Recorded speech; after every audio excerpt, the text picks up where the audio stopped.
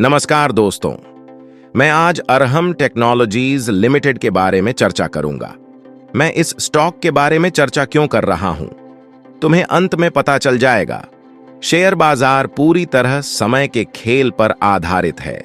सही समय पर प्रवेश किसी भी चीज से अधिक महत्वपूर्ण है। आइए अरहम टेक्नोलॉजीज लिमिटेड के बारे में बात करते हैं। कंपनी की बिक्री तो नहीं बढ़ी, लेकिन खर्च बढ़ गया, इसलिए ऑपरेटिंग प्रॉफिट मार्च तिमाही के मुकाबले कम हो गया है।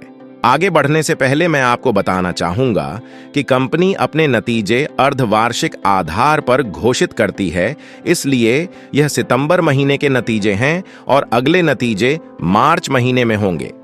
पिछले नतीजों की तुलना में शुद्ध लाभ कम हुआ है।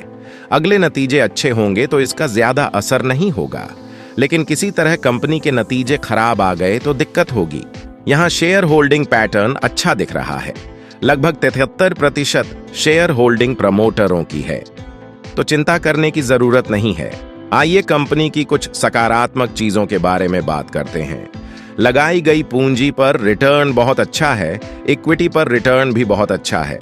3 साल की बिक्री वृद्धि और लाभ वृद्धि दोनों ही शानदार हैं। इक्विटी पर 3 साल का रिटर्न भी शानदार है। पिछले 6 महीनों में स्टॉक में अभूतपूर्व वृद्धि हुई है। EPAs भी बुरा नहीं है। तो क्या अब हम कुछ स्ट्रॉन्ग अप मूव देख सकते हैं? डेटा देखने के बाद हम निश्चित रूप से कुछ अच्छे रिटर्न की उम्मीद कर सकते हैं। कंपनी का कर्ज कम है और नियंत्रण में है, जो अच्छी बात भी है। लेकिन स्टॉक का मूल्यांकन अधिक दिख रहा है और मुझे जानकार निवेशकों के बारे में नहीं पता, लेकिन नौसिखिया यहां फंस सकते हैं। Stock price to earning ratio high है और प्राइस टू बुक वैल्यू भी बहुत ज्यादा है, जो नेगेटिव है इन्वेस्टमेंट के लिए।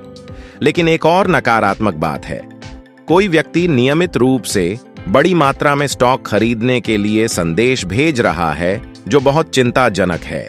इसका मतलब क्या है? कृपया इस स्टॉक में बहुत सावधान रहें। यही एकमात्र कारण है कि मैं इस स्टॉक का विश्लेषण कर रहा हूं। इस स्टॉक के लिए मेरा पहला रेजिस्टेंस 304 है और पहला सपोर्ट 247 है। अब अगर पहला रेजिस्टेंस टूटता है और कायम रहता है तो हमें इस शेयर में और तेजी देखने को मिल सकती है। यदि पहला सपोर्ट टूटता है और कायम रहता है तो हम निश्चित रूप से तेजी से गिरावट देखेंगे। ये किसी तरह की सिफारिशें नहीं हैं। शेयर बाजार में हेरफेर मौजूद है, इसलिए सावधान रहें। मैं अपने वीडियो देखने के लिए बहुत आभारी हूं। धन्यवाद।